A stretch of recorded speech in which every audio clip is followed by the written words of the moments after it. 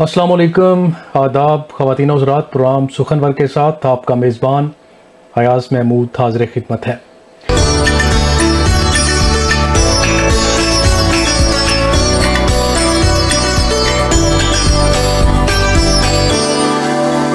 नाज़रीन, सुखनवर का तसलसल जारी है। आप इसके बहुत सारे प्रोग्राम्स देख चुके हैं। आपका फ़ीडबैक हमें बहुत अच्छा मिल रहा है, जिसके लिए हम आपके बहुत शुक्रगुज़ार हैं। हमारा आपसे वादा था कि न सिर्फ फ्रांस में बल्कि पूरी दुनिया में मौजूद अदब से रिलेटेड उर्दू लिखने वाले, उर्दू पढ़ने वाले, उर्दू से मोहब्बत करने वाले लोग जो हैं उनको हम अपने स्टूडियो में बुलाएंगे। आपने देखा होगा कि हमारे पिछले कुछ ऐसे प्रोग्राम्स गुजरे हैं जिसमें हमने दुनिया भर से जो शोरा पेरिस आते हैं उनको अपने स्टूडियो में मदऊ किया। उनका कलाम आप तक पहुंचा, उनके हवाले से बहुत सारी इंफॉर्मेशन जो आप जानना चाहते थे वो आप तक पहुंची। इसी तरह आज का हमारा प्रोग्राम भी बहुत ख़ास है, क्योंकि आज जो शख्सियत हमारे प्रोग्राम में मौजूद हैं, पेरिस में अगर मैं कहूँ कि मुशायरों के बानी वही शख्सियत हैं तो इसमें कुछ गलत नहीं है। पेरिस में 2002-03 तक जो आलमी मुशायरे होते रहे, उनके बानी, उनके रूह रवां जो हैं वो वही शख्सियत हैं। उनसे बहुत सारी बातें भी होंगी। उनके हवाले से जो उनका तारफ़ है वो उन्हीं से हम पूछेंगे, उनसे उनकी शायरी भी सुनेंगे। मुझे उम्मीद है कि आज का प्रोग्राम आपको बहुत अच्छा लगेगा। तो आज हमारे साथ हमारे स्टूडियो में मौजूद हैं अमेरिका से तशरीफ़ लाए हुए जनाब मियाँ महमूद आमर साहब। हम उनको अपने स्टूडियो में वेलकम कहेंगे। अस्सलाम वालेकुम। जी वालेकुम अस्सलाम। मियाँ साहब बहुत शुक्रिया और मोस्ट वेलकम। आप पेरिस तशरीफ़ लाए और उसके बाद हमारे स्टूडियो में तशरीफ़ लाए। आपका शुक्रिया कि आपने मुझे मदऊ किया। मेरे लिए बड़ी एजाज़ की बात है। मियाँ साहब कैसा लग रहा है, एक अरसे के बाद आप दोबारा पेरिस आए हैं, तो आपको कैसा महसूस हो रहा है? मुझे ऐसे महसूस हो रहा है जैसे मैं अपने घर में वापस आ गया हूँ। कितने अरसे बाद आए हैं पेरिस? मेरा ख्याल है कि शायद 24 साल के बाद दोबारा चक्कर लगा मेरा। यानी आप यहाँ से पाकिस्तान चले गए, उसके बाद आप अमेरिका गए हैं, तो आपका दिल करता था कि आप पेरिस का विज़िट दोबारा करें, क्योंकि आपकी बहुत सारी यादें यहाँ से जुड़ी हुई हैं। चला तो मैं गया था पाकिस्तान, लेकिन मेरा दिल इधर ही था, पेरिस में ही था। क्या बात है, क्या बात है।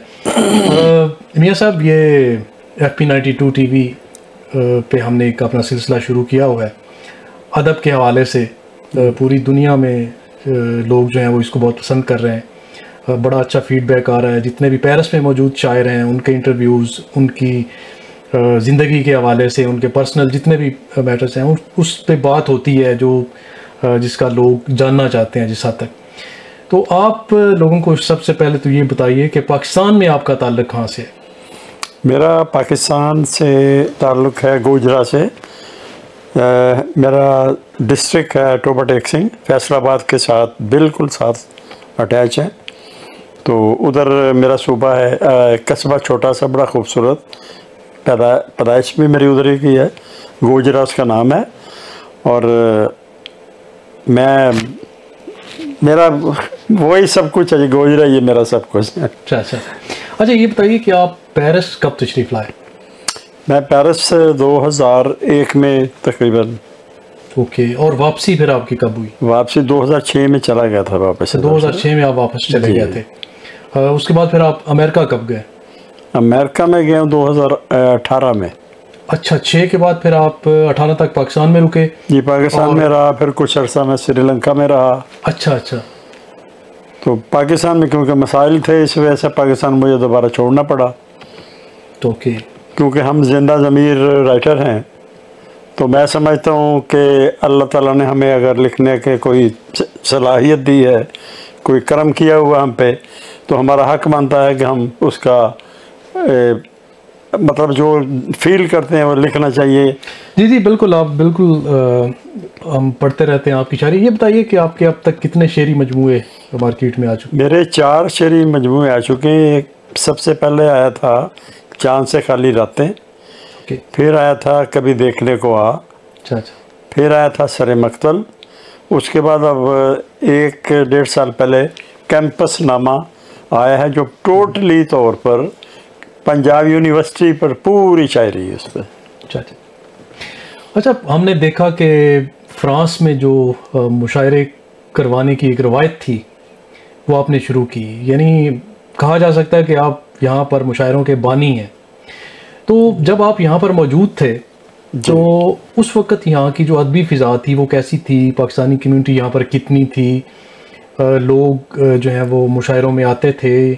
اس کے علاوہ پھر آپ نے یہاں پہ کتنے پروگرامز کروائے، کوئی عالمی مشاعرہ بھی کروایا؟ اس حوالے سے اپنا وہ جو آپ کی ایک جرنی تھی وہ ذرا بتائیے۔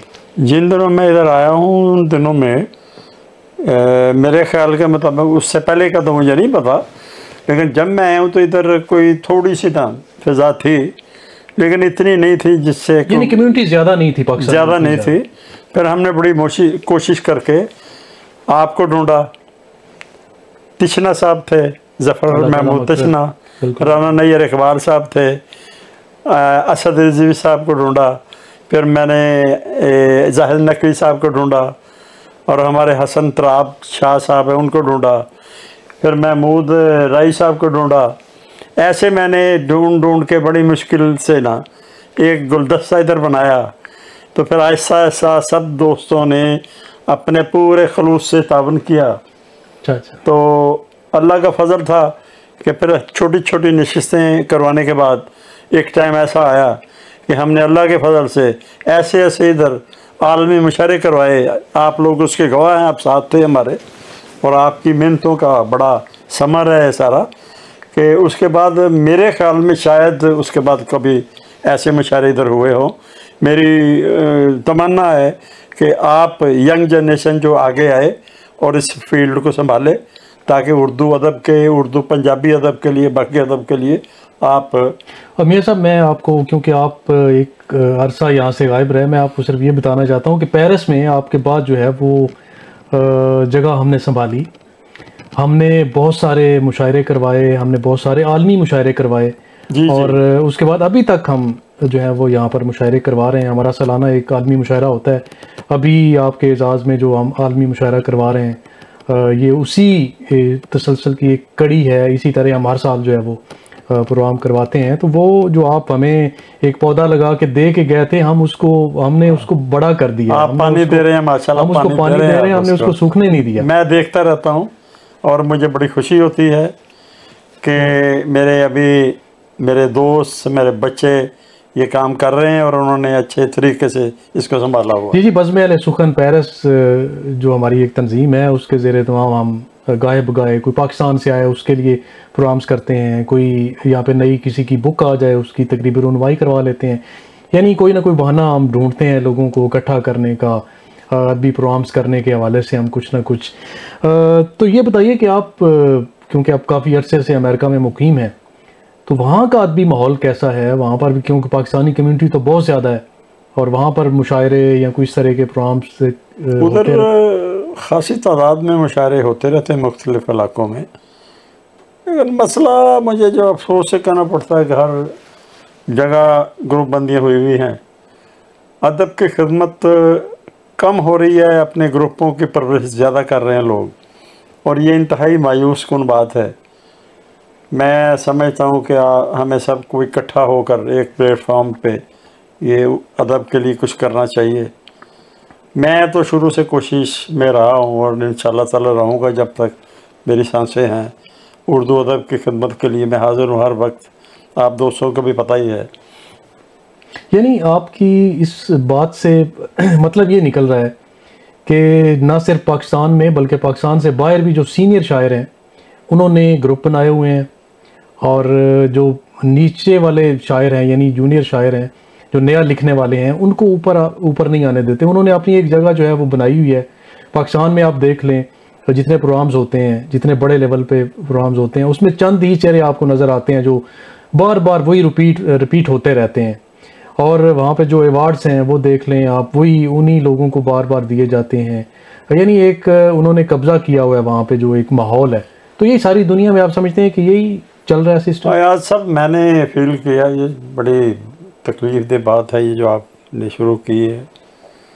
اس میں میں سمجھتا ہوں یہ جتنے ایوارڈ اور باقی چیزیں ادھر تقسیم ہو رہی ہیں، بندر بانٹ کہوں گا میں اس کو، اور وہ چند لوگوں کو چھوڑ کے جن جن لوگوں کو یہ شیلڈیں اور ایوارڈ مل رہے ہیں وہ ایک ٹکے کے لوگ نہیں ہیں، انہوں نے اپنے ریلیشن بنائے ہوئے ہیں اوپر تک، سفارشی لوگ ہیں یہ سارے، ٹھیک ہے، یہ ٹی سیاں کر کے انہوں نے یہ ایوارڈ لیتے ہیں یہ، اور گورنمنٹ کو بھی شرم نہیں آتی، یہ اپنے جو ان کے کیا کہنا چاہیے قصیدہ کو ان کو یہ شیلڈ دیتے ہیں، اور میں اس کے سخت خلاف ہوں۔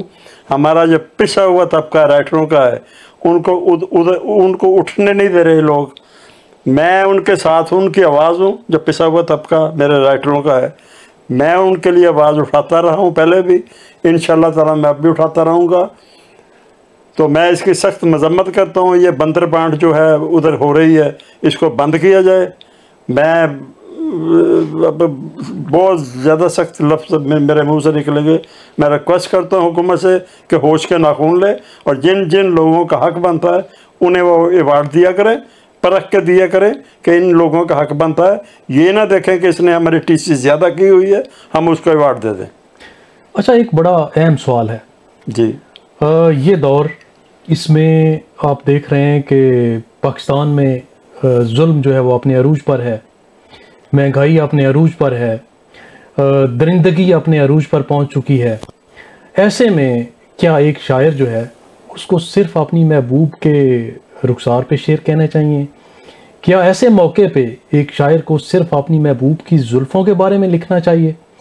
کیا اس موقع پہ محبوب کو صرف محبوبہ کے حوالے سے شعر کہنے چاہیے، یا کہ اس دور کے جو ظلم ہو رہی ہے، بربریت ہو رہی ہے، اس پہ بھی لکھنا چاہیے؟ شاعر کیونکہ اس معاشرے سے جڑا ہوا ہے، اس کو کیا یہ سب کچھ نظر نہیں آ رہا ہے، یا اس کو صرف اپنی محبوبہ نظر آ رہی ہے؟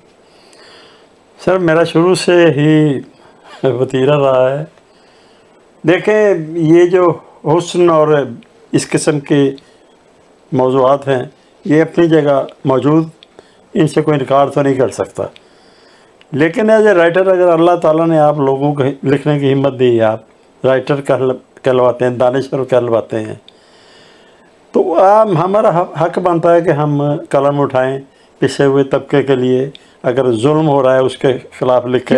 کیوں نہیں اٹھائی جا رہی پاکستان میں یہ قلم؟ کیوں نہیں اٹھایا جا رہا بھائی؟ وہ اس پاکستان میں جتنے شاعر ہیں، پاکستان میں جتنے رائٹرز ہیں، پاکستان میں جتنے افسانہ نگار ہیں، جتنے ڈرامہ نگار ہیں، سب خاموش ہیں۔ سر آپ نے کبھی سنا ہے کہ کتے کے منہ میں ہڈی ڈالنا؟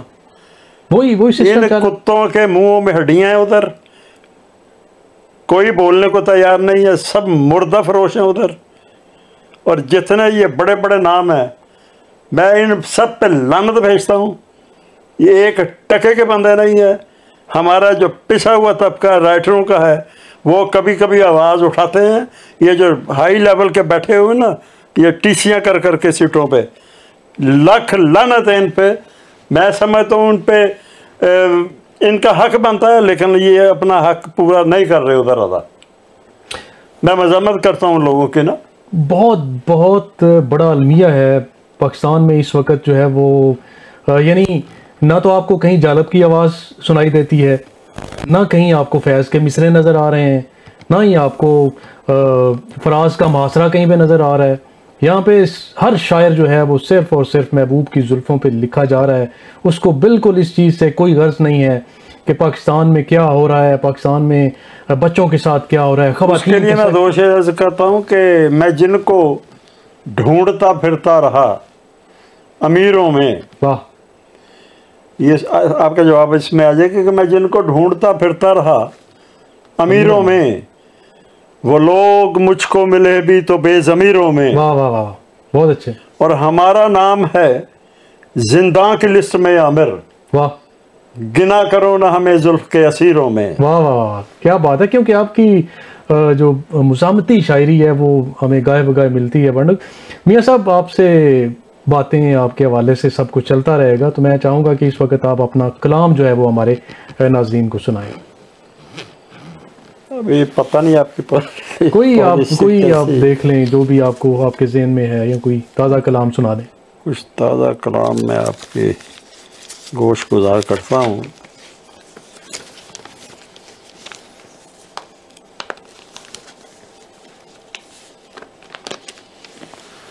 دو شعر عرض کرتا ہوں کہ امیر وقت کا اب بھی وہی وتیرہ ہے،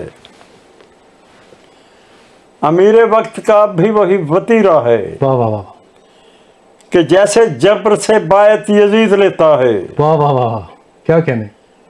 کہ جیسے جبر سے بایت یزید لیتا ہے واہ واہ واہ اور اپنے لال و جواہر کے زور پہ عامر واہ تمام شہر کے تمغے خرید لیتا ہے. واہ واہ واہ، بہت اچھے، کیا کہنے.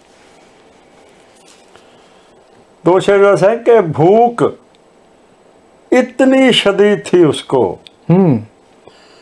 بھوک اتنی شدید تھی اس کو، راستے سے اٹھا لیا کاغذ اور روٹی کاغذ پہ جب بنی دیکھی میرے بچے نے کھا لیا کاغذ. واہ واہ واہ واہ، کیا کہنے، کیا کہنے، بہت خوب بہت خوب. دو شعر اور عرض کرتا ہوں کہ چند گھڑیاں ذرا ٹھہر جاؤ، واہ چند گھڑیاں ذرا ٹھہر جاؤ، مجھ کو یادیں لپیٹ لینے دو. واہ واہ واہ واہ، چند گھڑیاں ذرا ٹھہر جاؤ، مجھ کو یادیں مجھ کو یادیں لپیٹ لینے دو، میرے گھر کو خریدنے والوں، میرے گھر کو خریدنے والوں، واہ واہ واہ اپنا بچپن سمیٹ لینے دو. واہ واہ واہ، بہت اچھا بہت اچھا، کیا کہنے کیا کہنے. اور ظلم اور جھوٹ والے ڈرتے ہیں، واہ ظلم اور جھوٹ والے ڈرتے ہیں، سب کے سب لوٹ والے ڈرتے ہیں. واہ واہ واہ قائد میں جو پٹھان ہے عامر، واہ اس سے یہ بوٹ والے ڈرتے ہیں. واہ واہ، کیا کیا کہنے. قید میں جو پٹھان ہے عامر، اس سے یہ بوٹ والے ڈرتے ہیں. واہ واہ واہ، کیا کہنے کیا کہنے، بہت زبردست. چلیں آپ سے مزید بھی ابھی سنتے ہیں کلام آپ کا، مزید بھی ابھی سنتے ہیں. تو میاں صاحب یہ بتائیں کہ کہا جاتا ہے کہ سونا جب بنتا ہے تو پہلے کندن ہونا پڑتا ہے. تو یہ بتائیں کہ شاعری کے حوالے، شاعروں کے حوالے سے یہ کہا جاتا ہے کہ پہلے انہیں چوٹ لگتی ہے یا چوٹیں لگتی ہیں، تو اس کے بعد جو شاعری میں ایک خوبصورتی، چاشنی اور رنگ جو ہیں اس کے بعد بھرے جاتے ہیں. تو آپ کیا سمجھتے ہیں، یہ حقیقت ہے یا پھر ایسا نہیں ہوتا؟ اور اگر ایسا ہے تو آپ کو بھی کوئی چوٹ لگی؟ چوٹ تو ہر بندے کو ہی لگتی ہے جی.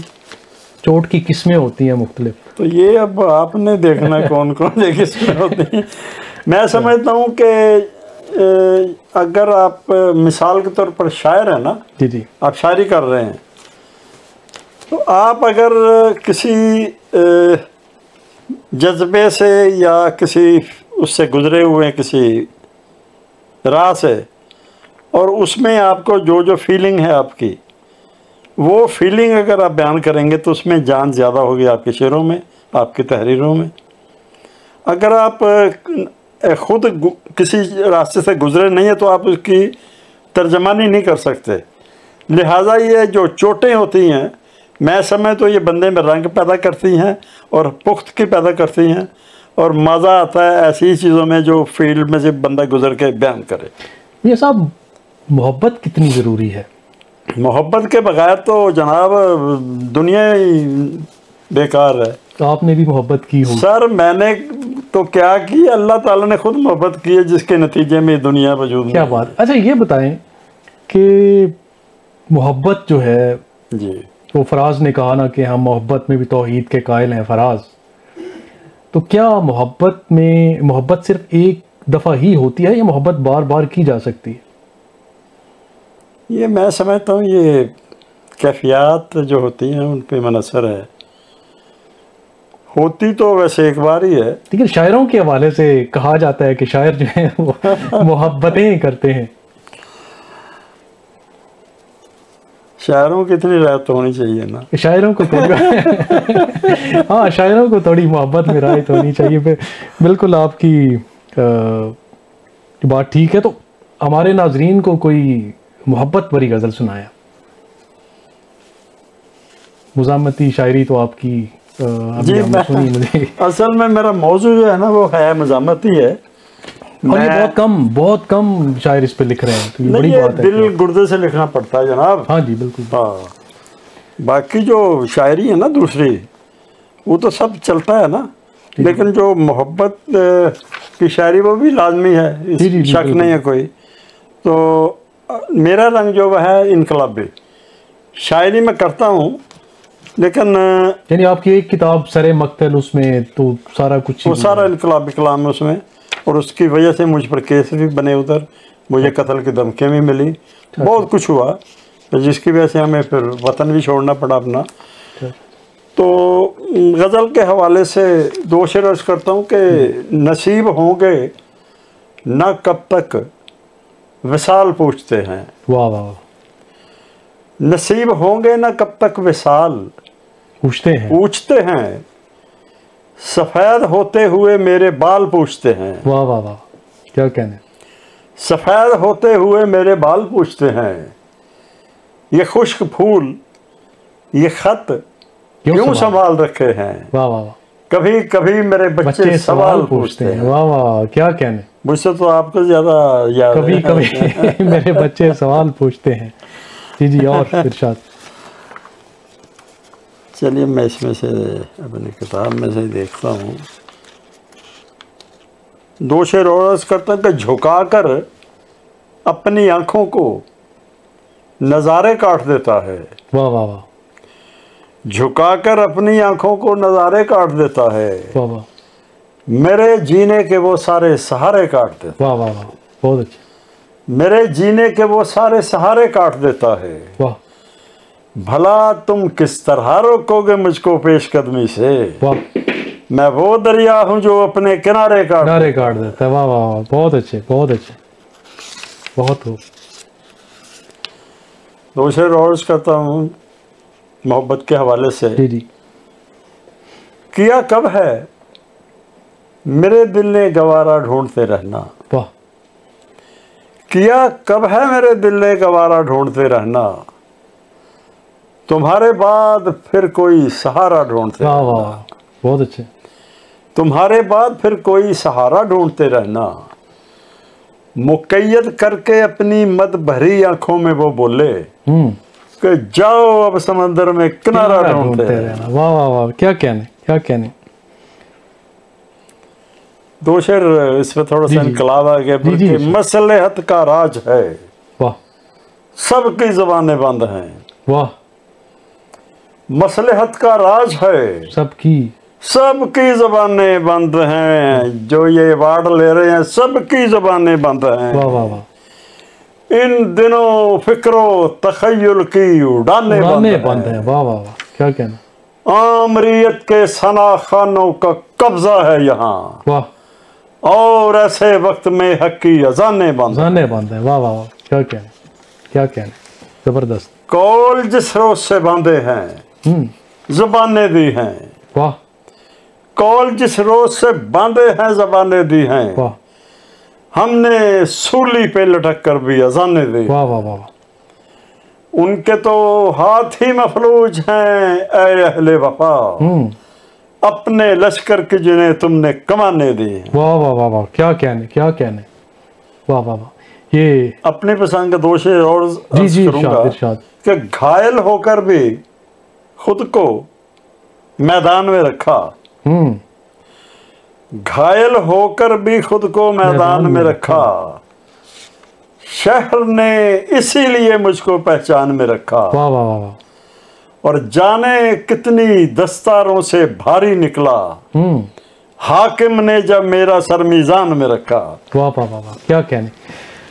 میاں صاحب بات انقلاب پہ چل رہی ہے، چلیں آپ کا وہ کیونکہ ایک جو آپ کی طرز ہے، آپ کی جو زمین ہے کہ وہ انقلاب ہے، زیادہ تر آپ اس پہ ہی لکھنا پسند کرتے ہیں، اور خاص کر کے آج کل جو پاکستان میں حالات بنے ہوئے ہیں، صرف تھوڑا سا یہ بتا دیں پاکستان کے حالات کدھر جا رہے ہیں؟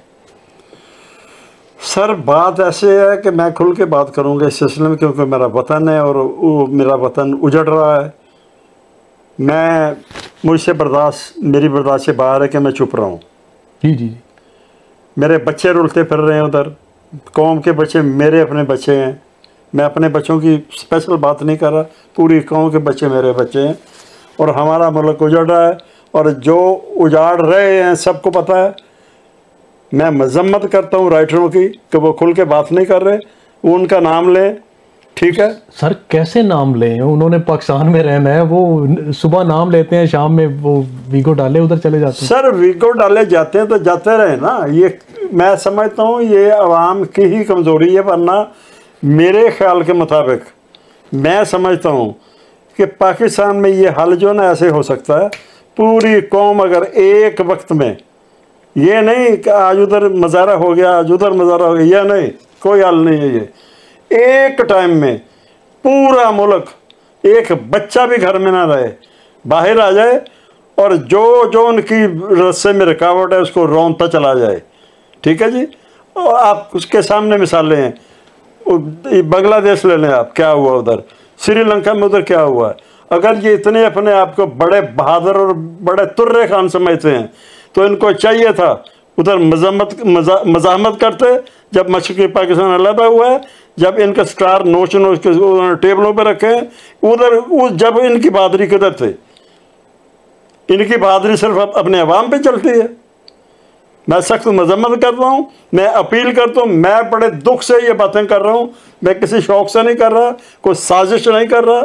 میرا وطن لٹ رہا ہے، ہماری برداشت سے باہر ہے. ٹھیک ہے. ہماری مائیں بہنیں ان کو دفاعی فنڈ میں اپنے زیور اتار کے دیتی رہی ہیں، لیکن اب کوئی ان کو دفاعی فنڈ میں زیور اتار کر نہیں دے گا.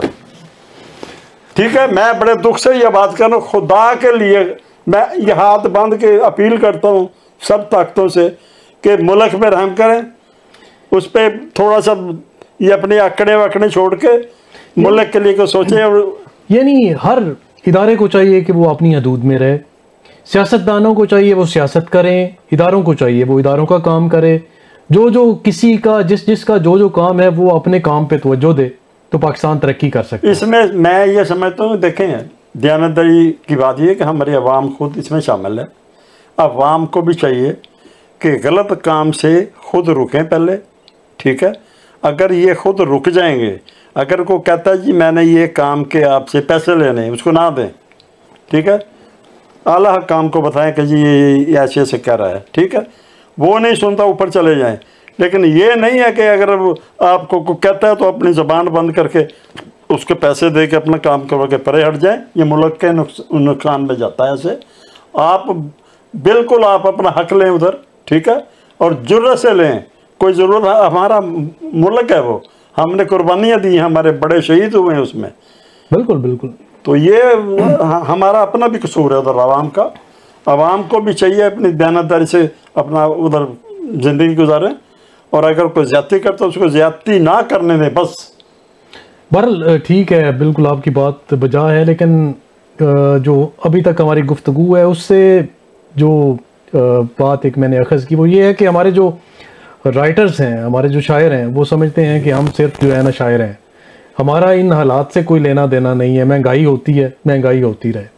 یہاں پر درندگی بڑھتی ہے، ظلم بڑھتے ہیں تو پڑھتے رہیں بھائی، ہمیں اس سے کیا ہے، وہاں پہ ہو رہے ہیں. یہ تو اس پہ لکھتے کیوں نہیں ہے سر؟ میں تو لکھ رہا ہوں، میں اپنا فرض پورا کر سر. آپ اگر لکھ رہے ہیں نا تو آپ اس وقت جو ہے پاکستان میں موجود نہیں ہیں، آپ امریکہ میں بیٹھ کے لکھ رہے ہیں. ہاں، میں پاکستان میں جب بھی لکھتے رہے ہیں.